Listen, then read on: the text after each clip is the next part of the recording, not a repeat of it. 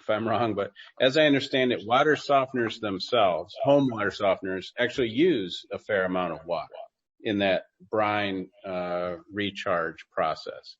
So,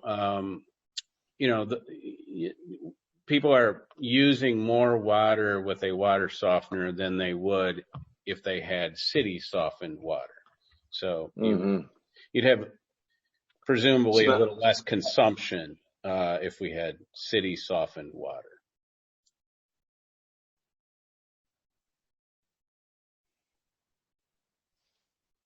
But I mean, you raise a good point. Just got to factor all that into the there's cost. more costs than just what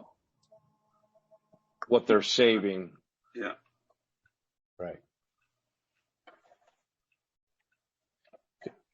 Mr. Mayor, could I ask one more question? Then I promise. Certainly.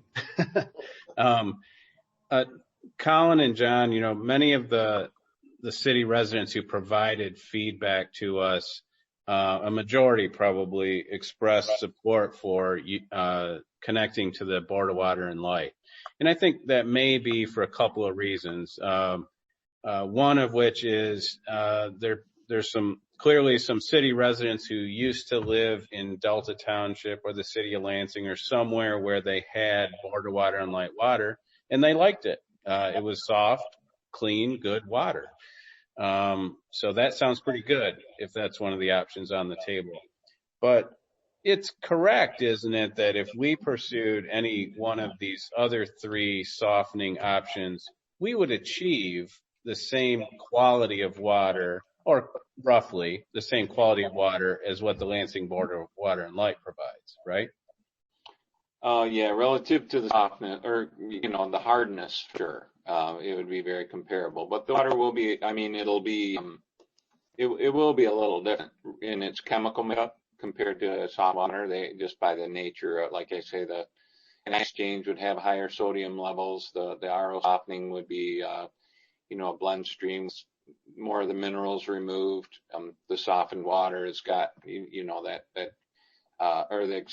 softened water is done with the addition of lime. So, on a hardness level, yes, you're right, they'd be the same, but the chemical makeup of the water would be different. So the taste could be different than Board of Water and Light water. Yeah, taste is kind of elusive, but yeah, it could be a little different. Okay, thank you. Any other questions for John and Colin? Well, our next item here, item B, is public comment. All presentations before the City Council shall be limited to 5 minutes per individual presentation. The rules of City Council prohibit the City Council from debating, discussing issues with the public.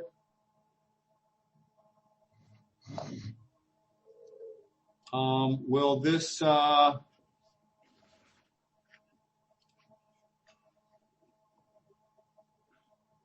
allow for interaction with our water specialist?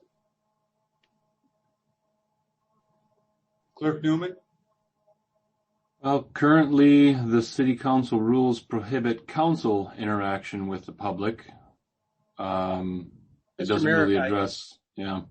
If I may, if the questions are something that we've covered and the engineers are comfortable in responding to those, I think they'd be happy to do that. Just know that some of those questions we may have to look into a response to that. And what I would suggest is to take the opportunity to get that feedback from our residents. We'll compile those questions, formulate an FAQ document, which we will release publicly to the entire community.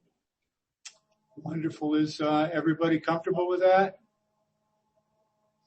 Then if you would, Clerk Newman, could you open us up for public comment? Okay, so anyone currently in attendance, if you can click on the raise hand button in your Zoom window, we will open up the floor to public comment. I'll try and pay attention to the order, although I may not be able to do that exactly.